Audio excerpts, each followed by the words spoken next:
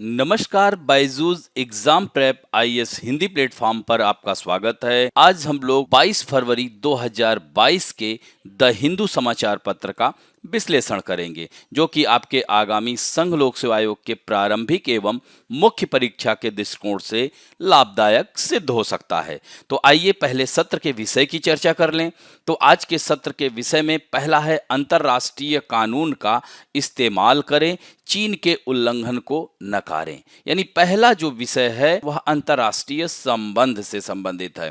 यानी कि अभी क्वाड वार्ता में यानी विदेश मंत्रियों की बैठक में हमारे देश के विदेश मंत्री ने चीन के जो अभी उन्होंने अंतर्राष्ट्रीय कानूनों का चीन ने हाल ही के वर्षों में जो उल्लंघन किया है उस बात का जिक्र किया है। तो इसके साथ साथ भारत को अंतर्राष्ट्रीय कानून का कैसे इस्तेमाल करना है, इन सब बातों की चर्चा करनी है और चीन ने क्या उल्लंघन किया है इसके बारे में भी हम लोग बात करेंगे। दूसरा जो महत्वपूर्ण टॉपिक है वह है मनरेगा यानी Mahatma Gandhi National Rural Employment Guarantee Act. यह एक कह सकते हैं कि बहुत ही महत्वाकांक्षी परियोजना थी। 2005 एक्ट के तहत 2006 में आई थी। खासकर कोरोना नामक इस महामारी में इसकी भूमिका बहुत ही महत्वपूर्ण थी। ऐसे में अभी हाल ही में बजट में इसका आवंटन बहुत ही कम किया गया है। यही कारण है कि इस पर सवाल उठ रहे हैं। तो उसके बारे में हम लोग चर्चा करेंगे कि क्यों सवाल उठ रहे हैं, मनरेगा क्या है, इसके तहत कैसे आम लोगों को लाभ मिलता है, इसकी बात करेंगे। तीसरा महत्वपूर्ण टॉपिक है मातृभाषा की रक्षा करें। जैसा कि आप लोगों ने देखा कि 21 फरवरी को अंतर्राष्ट्रीय मातृभाषा दिवस मनाया जाता है। तो मातृभाषा क्या है, यह राष्ट्रभाषा से कैसे अलग है, इसका महत्व क्या है, इसका शिक्षा में क्या महत्व है और भारत के संदर्भ में हमें मातृभाषा के बारे में जानकारी हासिल करना है कि भारत की जो भारत सरकार है मातृभाषा के लिए या मातृभाषा को सुनिश्चित करने के लिए, संरक्षित करने के लिए क्या सरकारी उपाय कर रही है। तो इसके बारे में भी चर्चा करेंगे। और चौथा टॉपिक है मौलिक कर्तव्यों को लागू किया जाना चाहिए। तो इस पर याचिका जो दाखिल की गई थी तो सुप्रीम कोर्ट ने कहा है कि मौलिक कर्तव्यों को लागू किया जाए। तो मौलिक कर्तव्य क्या है, यह मूल अधिकार से किस प्रकार भिन्न है, यह कब भारतीय संविधान के भाग से जुड़ा था और यह क्यों लागू किया जाना चाहिए, इन सब बातों पर चर्चा करेंगे। और पांचवा काफी इंटरेस्टिंग टॉपिक है कारपोरेट प्रशासन, जो कि आप लोगों ने अभी देखा होगा पिछले यानी 11 फरवरी को ही नेशनल स्टॉक एक्सचेंज की जो चीफ हैं उनके ऊपर अंधविश्वास यानी कोई जो है हिमालय में रहने वाले योगी बाबा के आधार पर ही वह इस कारपोरेट प्रशासन को चलाती थी। तो उन पर जो है जांच चल रही है। तो इसमें क्या संरचनात्मक जो प्रबंधकीय गलतियां हुई हैं उनके बारे में चर्चा करेंगे और क्या संरचनात्मक ढांचे को परिवर्तित किया जा सकता है और इसमें किसकी जवाबदेही हो सकती है, इन सब बातों की चर्चा करेंगे जो कि आपके परीक्षा के दृष्टिकोण से लाभदायक सिद्ध हो। और अंत में हम लोग बात करते हैं जो कि लगातार रोज ही करते हैं, मुख्य परीक्षा अभ्यास प्रश्न के उत्तर की संरचना की चर्चा करेंगे। तो आइए पहले टॉपिक की ओर चलते हैं। पृष्ठ संख्या 6 पर है। इसको सामान्य अध्ययन के सेकंड पेपर यानी अंतर्राष्ट्रीय संबंध से जोड़ सकते हैं। तो अंतर्राष्ट्रीय कानून का इस्तेमाल करें, यह भारत के संदर्भ में कहा जा रहा है, और चीन के उल्लंघन को नकारें यानी चीन के उल्लंघन को हम नजरअंदाज करते हुए अंतर्राष्ट्रीय कानून पर ध्यान दें। तो बीजिंग की सीधी चुनौतियों को जवाब देने के लिए नई दिल्ली को अपने राजनयिक टूल किट में वैश्विक कानून शब्दावली को मुख्य धारा में लाने की आवश्यकता है। तो यह जो है इसमें प्रमुख तथ्य अगर हम बात करें तो चतुर्भुज सुरक्षा वार्ता जिसे क्वाड कहते हैं। तो क्वाड में कौन कौन से देश हैं, तो उसमें हमारा भारत है, जापान, अमेरिका और ऑस्ट्रेलिया है। तो इसमें विदेश मंत्रियों की जो हालिया बैठक हुई थी उसके दौरान हमारे देश के विदेश मंत्री एस जयशंकर ने कहा कि भारत चीन वास्तविक नियंत्रण रेखा जिसे क्या कहते हैं LAC कहते हैं, जैसे LOC किसके किसके बीच में, भारत और पाकिस्तान के बीच में, इसी तरह से लाइन एक्चुअल कंट्रोल भारत और चीन के बीच में है। तो इस स्थिति पर चीन द्वारा जो लिखित समझौते हुए थे उसके अवहेलना के कारण यह स्थिति उत्पन्न हुई है। तो आपने देखा होगा कि कोरोना काल में किस प्रकार चीन ने एलएसी पर जो है लिखित समझौतों का उल्लंघन किया। तो इन सब बातों को संज्ञान में लेते हुए हमारे देश के विदेश मंत्री ने क्वाड विदेश मंत्रियों की बैठक में इन मुद्दों को उठाया। तो यह चीनी विस्तारवाद के एक बड़े खेल के हिस्से के रूप में अंतर्राष्ट्रीय कानून का घोर उल्लंघन है, ऐसा हमारे देश के विदेश मंत्री ने कहा है। तो यह कानून का घोर उल्लंघन है, यह कैसे है, तो आइए इसको समझते हैं। तो भारत चीन एलएसी जुड़ाव द्विपक्षीय समझौतों की एक श्रृंखला द्वारा यह निर्देशित है, जिस पर दोनों पक्षों ने वर्षों से हस्ताक्षर यानी कई वर्षों से इस पर हस्ताक्षर किए गए हैं। और इस तरह से अगर देखा जाए तो ये वाला पार्ट है, यानी यहाँ पर चीन ने अभी गलवान घाटी में आपने देखा होगा कि 2020 में हमारे सैनिक भी मारे गए थे, हमने भी प्रत्युत्तर दिया था। तो इस तरह से यहाँ पर कई बिंदुओं पर अंतर्राष्ट्रीय कानून का उल्लंघन कर रहा है। तो इन समझौतों में एक केंद्रीय सिद्धांत बल प्रयोग यानी धमकी या प्रयोग क्या है, पूर्णतः प्रतिबंध है। तो उदाहरण के लिए 1993 में भारत और चीन के बीच समझौता हुआ था, यानी कोई भी पक्ष एक दूसरे के खिलाफ बल प्रयोग या धमकी नहीं देगा। लेकिन आप लोगों ने देखा ही होगा कि चीन अक्सर इस तरह के कृत्य करता है। तो दोनों पक्षों के बीच विश्वास निर्माण उपायों पर 1996 के समझौते का अनुच्छेद 1 दूसरे पक्ष के खिलाफ सैन्य क्षमता के उपयोग पर रोक लगाता है और बल प्रयोग पर प्रतिबंध क्रमशः 2005 और 2013 के समझौतों के अनुच्छेद 1 और अनुच्छेद 8 में भी निहित है। लेकिन फिर भी इसके बावजूद भी चीन ने इसका उल्लंघन किया है। तो राज्यों को अंतर्राष्ट्रीय संबंधों में बल प्रयोग करने से मना किया जाना संयुक्त राष्ट्र चार्टर के अनुच्छेद 2 के कॉलम 4 में संहिताबद्ध अंतर्राष्ट्रीय कानून का एक प्रमुख नियम है। और संयुक्त राष्ट्र चार्टर इस नियम के 2 अपवादों को मान्यता देता है, जैसे कि अनुच्छेद 51 के तहत आत्मरक्षा और चार्टर के अध्याय 7 के तहत संयुक्त राष्ट्र सुरक्षा परिषद का प्राधिकरण, इन 2 पर अपवाद है। लेकिन 15 जून 2020 को गलवान में भारत और चीन के बीच सैन्य हाथापाई, जिसमें 20 भारतीय सैनिक मारे गए और चीन द्वारा भारत के खिलाफ सैन्य बल का उपयोग करने का एक स्पष्ट मामला था। तो यह चीनी आक्रमण न केवल भारत चीन के बीच बल्कि संयुक्त राष्ट्र चार्टर के बीच सभी द्विपक्षीय संधियों का भी उल्लंघन करता है। इसके अलावा अन्य उल्लंघन में जैसे नई सीमा लागू करना, नई सीमा कानून अभी कुछ दिन पहले ही चीन ने लागू किया है, जो कि अरुणाचल प्रदेश में कई स्थानों का नाम बदलता है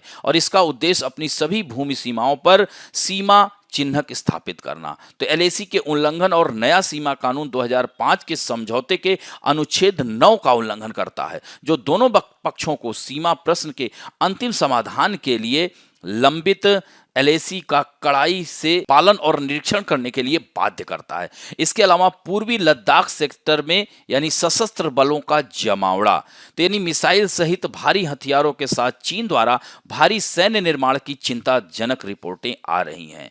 जबकि सशस्त्र बलों का यह जमावड़ा 1993 यानी 1993 और 1996 में हुए दोनों समझौतों के एक प्रमुख सिद्धांत का अनादर रूप से उल्लंघन करता है। यह दोनों देशों से एलएसी के साथ सैन्य बलों को कम करने या सीमित करने से संबंधित है। तो 1996 के समझौते के तहत अनुच्छेद 3 में विशेष रूप से दोनों पक्षों को लड़ाकू टैंकों और वाहनों, मिसाइलों और मोर्टार और बड़ी मोर्टार गन जैसे हथियारों को कम करने की आवश्यकता है और चीन ने इन कानूनी आवश्यकताओं का पालन नहीं किया और भारत को अपनी सैन्य तैनाती बढ़ाने के लिए उकसाया। तो इस तरह से आप देख सकते हैं विभिन्न मुद्दों पर चीन लगातार भारत के साथ इस तरह से नूरा कुश्ती करता रहता है। हालांकि अब भारत भी शांत बैठने वाला नहीं है और वैश्विक कानून में शस्त्रीकरण, तो भारत के प्रति चीन की जो शत्रुता, अंतर्राष्ट्रीय कानून का पूर्ण उल्लंघन प्रदर्शित करना चीन के कानून के शासन की अवधारणा के बड़े पैटर्न में फिट बैठता है, क्योंकि वह अंतर्राष्ट्रीय कानून का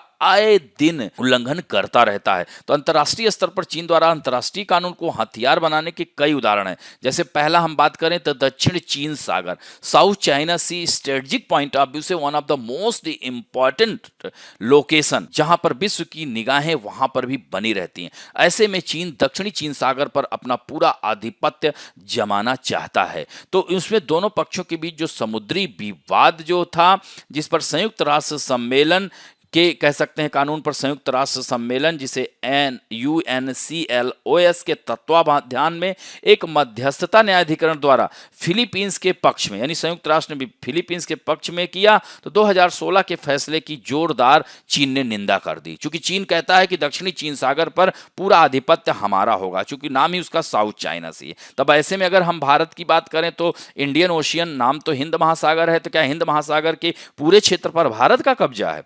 तो इस तरह का यह उल्लंघन करता रहता है। तो चीन का इसी तरह से विश्व व्यापार संगठन में भी अंतर्राष्ट्रीय व्यापार कानून व्यवस्था का रक्षक होने का वह दावा करता है। यानी उसमें क्या करता है कि उसका चीन का तथ्य यही है कि उसने एक गैर पारदर्शी और जटिल आर्थिक प्रणाली के पीछे छिपकर व्यापारिकता की अपनी नीति को आगे बढ़ाने के लिए प्रणाली का सरलता से वह शोषण कर रहा है। इस पर अवैध सब्सिडी प्रदान करने, निर्यात को प्रतिस्पर्धी बनाने के लिए मुद्रा में हेरफेर करने, बौद्धिक संपदा की चोरी करने और कंपनियों को प्रौद्योगिकी हस्तांतरण करने के लिए मजबूर करने का भी आरोप है। इसी तरह से कानूनी रूप से बाध्यकारी परमाणु अप्रसार दायित्व में प्रवेश करके अंतरराष्ट्रीय कानून प्रणाली का भी इसने उल्लंघन किया है। क्योंकि चीन ने गुप्त रूप से अपने सहयोगियों को परमाणु प्रौद्योगिकी प्रदान करके इन दायित्वों का उल्लंघन करता है। अक्सर यह करता है, जैसे आपने देखा होगा कि पाकिस्तान के पास परमाणु बम अधिक मात्रा में है, तो यह कहीं ना कहीं चीन का सपोर्ट है। तो इस तरह से इन विभिन्न प्रकार के वैश्विक कानूनों के माध्यम से भी यह उल्लंघन करता है। तो भारत का कानून, तो भारत के अगर बात करते हैं तो भारत को चीन की अवैध कार्रवाइयों का आह्वान करने के लिए हर मंच पर संयुक्त राष्ट्र चार्टर और प्रथागत अंतर्राष्ट्रीय कानून सहित सभी अंतर्राष्ट्रीय संधियों को श्रमसाध्य रूप से मार्शल करके एक मजबूत कानूनी मामला बनाना चाहिए। और इसे जो है नजरअंदाज करते हुए अगर यह कोई भी इस तरह का कृत्य करता है तो अंतर्राष्ट्रीय स्तर पर इसे जो है इसके खिलाफ कार्रवाई करने के लिए कोशिश करना चाहिए। और सभी अंतर्राष्ट्रीय मंचों पर एक स्पष्ट घोषणा की जानी चाहिए कि भारत किसी भी चीनी दुस्साहस का मुकाबला करने के लिए संयुक्त राष्ट्र चार्टर के अनुच्छेद 51 के तहत आत्मरक्षा में कार्य करने का अधिकार सुरक्षित रखता है। तो इस तरह से निष्कर्षतः हम यही कर सकते हैं कि भारत के कानून का उद्देश्य दुनिया के सामने यह प्रदर्शित करना होना चाहिए कि चीन के अंतर्राष्ट्रीय कानून का उल्लंघन पूरे अंतर्राष्ट्रीय समुदाय के लिए खतरा है, न कि केवल भारत के लिए। तो इस तरह से भारत को खुल करके अंतर्राष्ट्रीय मंचों पर चीन के खिलाफ या चीन के द्वारा जो हो रहे उल्लंघनों पर सवाल उठाना चाहिए। अब बढ़ते हैं दूसरे महत्वपूर्ण पृष्ठ संख्या 7 पर आया हुआ है। इसको सामान्य अध्ययन के सेकंड पेपर भारतीय राज्य व्यवस्था सामाजिक न्याय के अंतर्गत भी डाल सकते हैं। तो आइए बात करते हैं मनरेगा बजट अनुमान पर सवाल। तो कैसे केंद्र के दृष्टिकोण ने कानूनी अधिकार के रूप में रोजगार गारंटी के मूल अधिकार को मिटा दिया है। तो ये मनरेगा है क्या? तो मनरेगा जो है Mahatma Gandhi National Rural Employment Guarantee Act, तो यह विश्व के सबसे बड़ी योजनाओं में से एक माना जाता है। खासकर कोरोना काल में मनरेगा बहुत ही प्रासंगिक रहा। इवन वर्ल्ड बैंक जैसे संस्थानों ने इस कार्यक्रम की बहुत सराहना की है। ऐसे में भारतीय सरकार ने, इंडियन गवर्नमेंट ने इसके बजट में कटौती कर कहीं ना कहीं कानूनी अधिकार के रूप में रोजगार गारंटी के मूल आधार को मिटाने का प्रयास किया है। तो वित्त वर्ष 2022-23 के बजट में महात्मा गांधी राष्ट्रीय ग्रामीण रोजगार गारंटी अधिनियम के लिए निराशाजनक आवंटन एक चर्चा का विषय पैदा कर दिया है। तो अखिल भारतीय किसान सभा और नरेगा संघर्ष मोर्चा, जिसे NSM कहते हैं, जैसे संगठनों ने राशि की अपर्याप्तता के बारे में चिंता जताई है। यानी पिछले दो वित्त वर्षों में प्रारंभिक आवंटन people's action for employment guarantee, जिसे PAEG कहते हैं, और NSM यानी नरेगा संघर्ष मोर्चा जैसे समूहों द्वारा अनुशंसित की तुलना में लगभग आधा ही रहा है। यानी वित्त वर्ष 2022-23 में PAEG ने 2.6 लाख करोड़ रुपए के न्यूनतम आवंटन की सिफारिश की थी। वहीं नरेगा संघर्ष मोर्चा ने 3.64 लाख करोड़ की सिफारिश की थी, लेकिन सरकार ने केवल 73,000 करोड़ रुपए आवंटित किए हैं। तो NSM ने यही तर्क दिया है कि यह राशि सभी सक्रिय जॉब कार्ड रखने वाले परिवारों को केवल 16 दिनों के रोजगार के लिए प्रदान करती है। तो सरकार का आवंटन राज्य सरकारों और नागरिक समाज की सिफारिश की तुलना में इतना कम क्यों है? यह प्रश्न प्रश्न सरकार द्वारा व्यक्तियों के दिनों का अनुमान लगाने के तरीकों की जांच के योग्य है। तो बजट की गणना दो महत्वपूर्ण चरों पर निर्भर करती है, यानी आने वाले वर्ष में अनुमानित व्यक्ति दिवस और दूसरा है मजदूरी दर।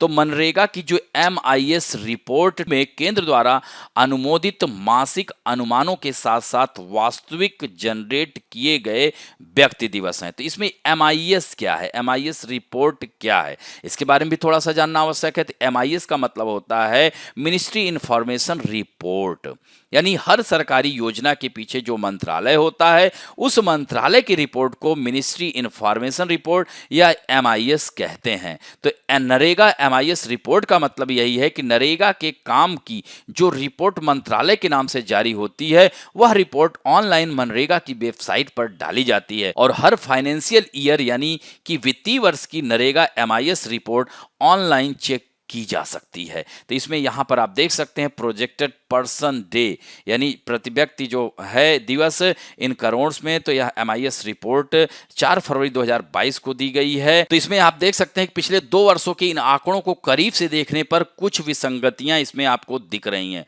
वित्त वर्ष 2019-20 और 20-21 में Q3 की तुलना में Q4 यानी Q3 और Q4 में उत्पन्न व्यक्ति दिवस लगभग 18.4% अधिक था। हालांकि वित्त वर्ष 2021-22 में Q4 के लिए अनुमानित व्यक्ति दिन अजीब और Q3 की तुलना में काफी कम दिखाई दिए हैं। तो वित्त वर्ष 2020-21 एक असामान्य वर्ष था। उस समय महामारी और मांग अधिक बनी रही। इसका अर्थ यही है कि मनरेगा काम की मांग में काफी वृद्धि हुई। तो वित्त वर्ष 21-22 में भी काम की मांग अधिक बनी रही, जिसका अर्थ यह है कि ग्रामीण आबादी अभी भी अपनी आजीविका के लिए मनरेगा पर निर्भर थी। तो पहली 3 तिमाहियों के लिए इस वर्ष उत्पन्न व्यक्ति दिवस पिछले वर्ष की समान अवधि में उत्पन्न व्यक्ति दिवस की तुलना में 7% कम है। और फिर भी 3 फरवरी 2022 को इस वर्ष की अंतिम तिमाही के लिए अनुमान पिछले वर्ष की समान अवधि के अनुमान का केवल लगभग 40% था। तो पिछले रुझानों को देखते हुए यह अनुमान कैसे लगाया गया था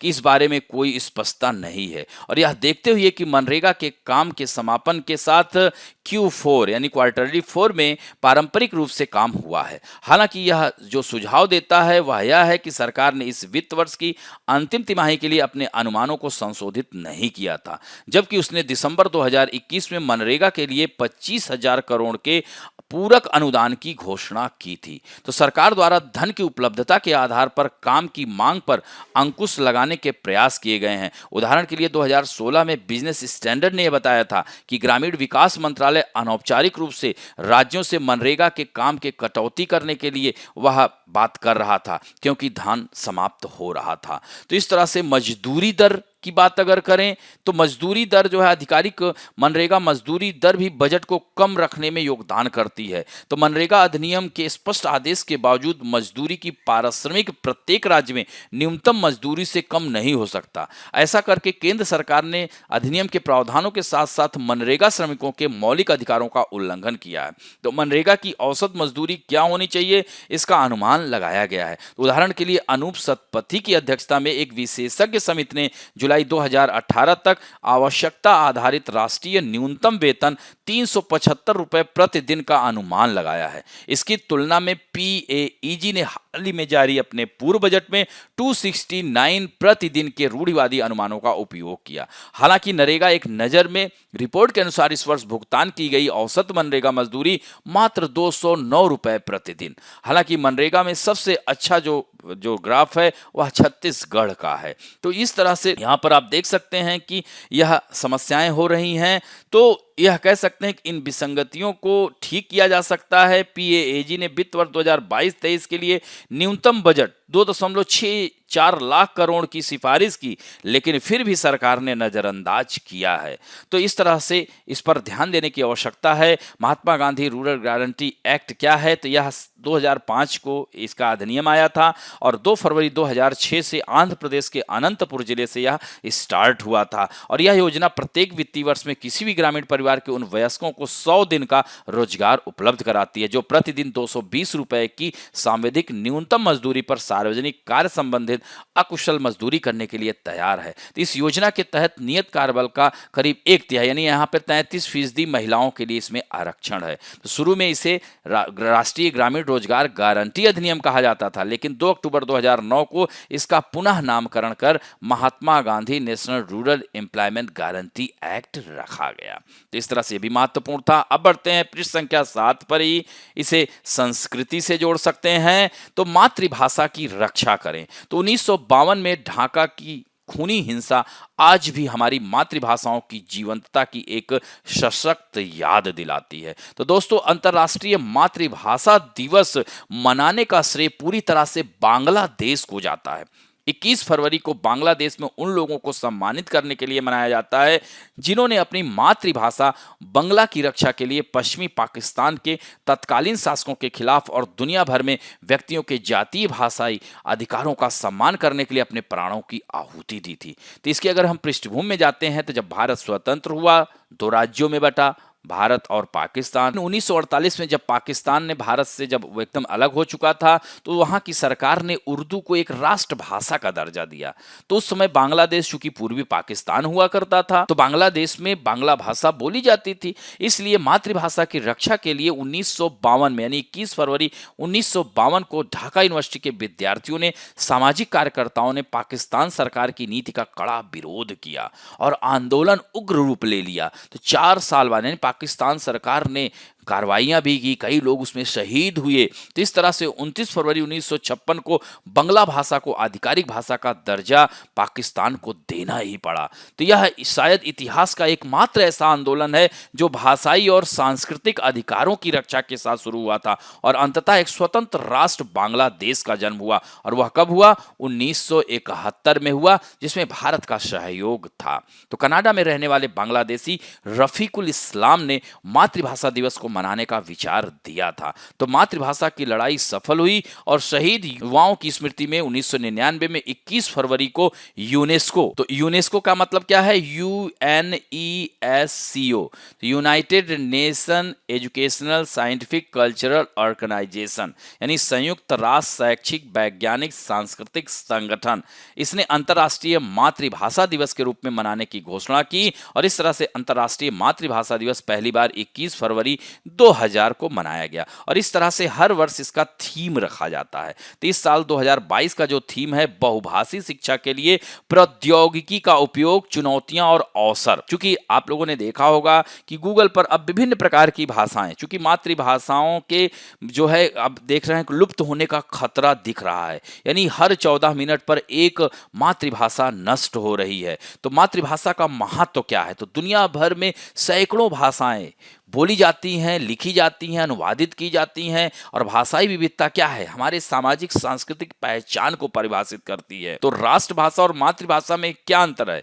तो वह भाषा जो देश के अधिकतम लोगों द्वारा बोली जाती है या समझी जाती है, वह राष्ट्रभाषा कहलाती है और यह भाषा पूरे देश में मान्य रहती है। जबकि भाषा हम जन्म के बाद अपनी मातृ यानी मदर टंग यानी माता पिता और आसपास के वातावरण से जो सीखते हैं, उसे हम मातृभाषा कहते हैं। तो मातृभाषा जो लोग क्या है जन्म से बोलते हैं, वह उनकी मातृभाषा है। यानी इसका शिक्षण में न केवल व्यक्ति को अपनी संस्कृति और धरोहर से जोड़ता है, बल्कि उसे आगे ले जाने में भी सहायक होता है। तो भारत की 22 भाषाओं को दिया गया आधिकारिक भाषा का दर्जा, यानी संविधान की 8वीं अनुसूची में इन 22 भाषाओं को कह सकते हैं अपनी मातृभाषा माना जाता है। और वैसे तो भारत में 19,500 से अधिक भाषाएं मातृभाषा के तौर पर बोली जाती हैं, जबकि लगभग 98% लोग 8वीं अनुसूची में, संविधान की 8वीं अनुसूची में 22 भाषाओं में से ही किसी एक को अपनी मातृभाषा मानते हैं। और ऐसे भी भारत में 234 मातृभाषाएं 10,000 से ज्यादा लोगों के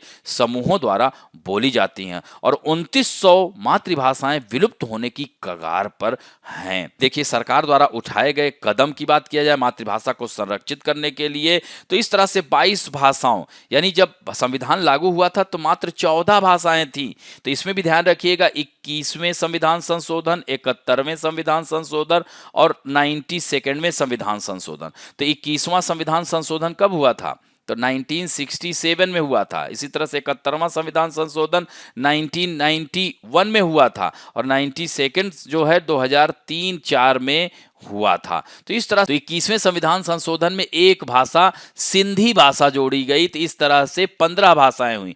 फिर 71वें संविधान संशोधन के तहत 3 भाषाएं जोड़ी गई, कोंकणी, मणिपुरी, नेपाली, तो 18 हो गई। और 92वें संविधान संशोधन के तहत 4 भाषाएं जोड़ी गई, याद रखिएगा, DBMS, डोगरी, बोडो, मैथिली और संथाली। तो वर्तमान में 22 भाषाएं हैं जो कि लोग जो एक अपनी मातृभाषा भी मानते हैं। तो इस तरह से अन्य भाषाओं की मांग उठती रहती है, तो सरकार इस तरह से संविधान में उल्लेख करके इन भाषाओं को संरक्षित करती है। इसी तरह से राष्ट्रीय शिक्षा नीति 2020 में भी इस नीति में कम से कम ग्रेड 5 तक, हालांकि ग्रेड 8 तक मातृभाषा या स्थानीय भाषा, क्षेत्रीय भाषा में ही शिक्षा, इसी तरह से निपुण भारत योजना है, तो सरकार लगातार प्रयासरत है। तो भाषाओं का अस्तित्व खतरे में है। वैश्वीकरण और परस्पर जुड़ाव के कारण व्यापक रूप से बोली जाने वाली भाषाओं ने वर्चस्व हासिल कर दिया है और स्वदेशी भाषाओं का तेजी से स्थानीयकरण हो रहा है। तो नौकरी के बेहतर अवसर प्राप्त करने में, जैसे लोग आजकल देखिए अंग्रेजी भाषा सबसे ज़्यादा प्रचलन में रहती है, तो ऐसे में मातृभाषाएं लुप्त होती जा रही हैं। और आज की डेट में अगर मातृभाषा बोलिए तो लोग मजाक भी उड़ाते हैं। तो भाषाई विविधता पर लगातार खतरा मंडरा रहा है। तो संयुक्त राष्ट्र के अनुसार दुनिया में बोली जाने वाली अनुमानित 6000 भाषाओं में से कम 43% क्या है, खतरे में है। तो संयुक्त राष्ट्र ने 2022 से 32 के बीच अवधि को स्वदेशी भाषाओं के अंतर्राष्ट्रीय दशक के रूप में मनाने के लिए घोषित किया है। तो इस तरह से आपने मातृभाषाओं के बारे में देखा। तो इस तरह कह सकते हैं कि अगर हम भारत के संदर्भ में कहें तो भारत सरकार लगातार प्रयासरत रहती है मातृभाषाओं को संरक्षित और सुनिश्चित करने के लिए। अब बढ़ते हैं पृष्ठ संख्या 1 और 8 पे आया हुआ है। तो यह जो है मौलिक कर्तव्यों को लागू किया जाना चाहिए। तो यह इसमें जो महत्वपूर्ण है तथ्य कि भारतीय संविधान में दिए गए मौलिक कर्तव्यों का पालन सुनिश्चित करने की मांग पर सुप्रीम कोर्ट ने नोटिस जारी किया है। तो इसमें याचिकाकर्ता की दलील ये जो है, वकील दुर्गा दत्त ने मामले में याचिका दाखिल की है। उन्होंने कहा है कि बिना कर्तव्यों का पालन किए एक आदर्श राष्ट्र की कल्पना नहीं की जा सकती। क्योंकि देखिए मौलिक अधिकार है, नीति निर्देशक तत्व है, लेकिन लोगों का व्यक्तिगत भी यानी मौलिक कर्तव्य भी होना चाहिए।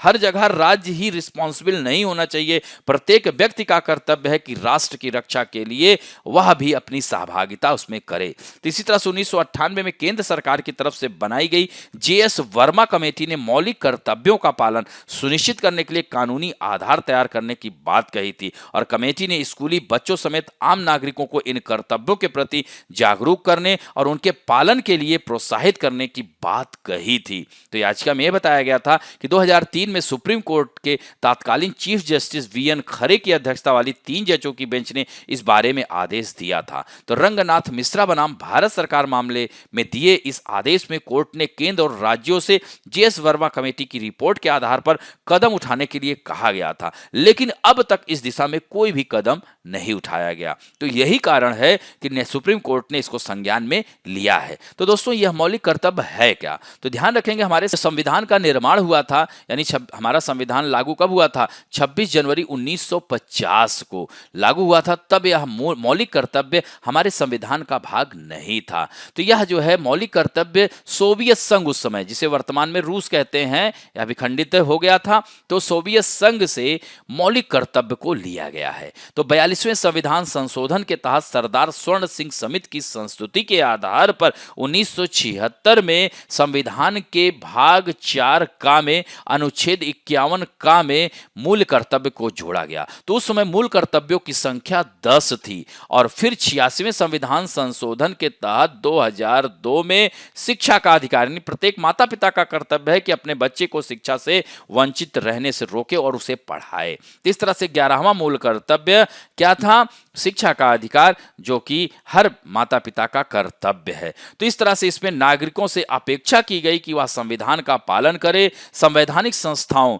राष्ट्रध्वज, राष्ट्रगान का सम्मान करे, स्वतंत्रता संग्राम के आदर्शों से प्रेरणा ले, जिन लोगों ने स्वतंत्रता आंदोलन में भाग लिया था उन लोगों से प्रेरणा ले और देश की एकता अखंडता को नुकसान पहुंचाने वाला काम न करें। तो यह सब क्या है? मौलिक कर्तव्य में निहित है। तो वैज्ञानिक सोच अपनाएं और उसे प्रोत्साहन दे, प्रकृति की रक्षा करे, सार्वजनिक संपत्ति को नुकसान ना पहुंचाए। आए दिन हम लोग यहाँ पर देखते हैं आंदोलन करते हैं, सरकारी बसों को जला देते हैं, सरकारी संस्थानों का नुकसान करते हैं और इस तरह से देश को और ज़्यादा अर्थव्यवस्था की समस्या में ढकेल देते हैं। बच्चों की पढ़ाई को हम लोग बढ़ावा दें, अगर वह पढ़ेंगे तभी आगे बढ़ेंगे और आगे बढ़ेंगे तो इस तरह के आंदोलनों में पार्टिसिपेट नहीं करेंगे। तो क्या यह मौलिक कर्तव्य मौलिक अधिकार में अंतर है? तो दोनों एक ही सिक्के के दो पहलू कह सकते हैं, क्योंकि मूल अधिकार मूल कर्तव्य में अंतर यह है कि मूल अधिकार कोर्ट द्वारा बदले जा सकते हैं, लेकिन मूल कर्तव्य में किसी तरह का परिवर्तन नहीं हो सकता है। तो भारतीय संविधान में उल्लिखित मूल कर्तव्य प्रत्येक नागरिक की जिम्मेदारी है कि वह उसमें सहभागिता करे। तो निष्कर्षतः हम यही कह सकते हैं कि पूर्व सोवियत संघ के संविधान में अधिकारों और कर्तव्यों को एक ही पायदान पर रखा गया था, लेकिन हमारे यहाँ सिर्फ मूल अधिकारों के लिए हम लड़ते हैं, मौलिक कर्तव्य करने में हम पीछे हट जाते हैं। तो कम से कम कुछ मौलिक कर्तव्यों को लागू करने और तुरंत लागू करने की आवश्यकता है। तो इस तरह से हम निष्कर्षता लिख सकते हैं। अब बढ़ते हैं, पृष्ठ संख्या 6 पे आया हुआ है सामान्य अध्ययन के थर्ड पेपर, यानी आर्थिक विकास से जोड़ सकते हैं कारपोरेट प्रशासन, यानी नेशनल स्टॉक एक्सचेंज मामला। अभी आप देख रहे हैं कि 11 फरवरी के बाद चर्चा का विषय बना हुआ है, लेकिन यह आक्षेप पटाक्षेप लगाना व्यर्थ है। सबसे महत्वपूर्ण है कि संस्थागत सुधार आवश्यक है। तो एनएससी यानी नेशनल स्टॉक एक्सचेंज की पूर्व सीईओ चित्रा रामकृष्ण, वह अपने आध्यात्मिक गुरु के ही मार्गदर्शन से वह इतने बड़े यानी विश्व के महत्वपूर्ण यह स्टॉक एक्सचेंज को वह चलाती थी। तो जो है सेबी ने 11 फरवरी के रामकृष्ण पर जुर्माना लगाया था। तो मार्केट रेगुलेटर ने एक्सचेंज की गोपनीय जानकारी को किसी अज्ञात व्यक्ति के साथ साझा करने के लिए चित्रा पर 3 करोड़ रुपए का जुर्माना लगाया गया था। तो एक योगी के इशारे पर कई सालों तक नेशनल स्टॉक एक्सचेंज के बड़े फैसले लिए गए, बड़ी बड़ी नियुक्तियां उन्होंने की बिना किसी, और उस नियुक्ति के बाद उसकी जो पोस्ट पर जो उसकी सैलरी है 10 गुना अधिक बढ़ा दिया। तो भारतीय प्रतिभूति और विनिमय बोर्ड के सदस्य अनंत बरुआ ने सुश्री रामकृष्ण के स्तर का संक्षिप्त रूप से वर्णन किया कि एनएससी की होने वाली किसी भी नुकसान का कोई खतरा नहीं है, क्योंकि प्रश्न में योगी एक आध्यात्मिक शक्ति है, वह निराकार है। तो ऐसे में जो है अभी पूरी तरह से, लेकिन फिर भी एनएससी और भारत की पूंजी बाजारों को हुई प्रतिष्ठित क्षति बहुत बड़ी है। यही कारण है कि आज एनएससी के प्रति लोगों में अविश्वास बढ़ रहा है। तो यह प्रबंधकीय गलती कैसे हुई? तो एनएससी में प्रबंधकीय कदाचार यह था, इसको नकारा नहीं जा सकता है, इसमें कोई आश्चर्य की बात नहीं है।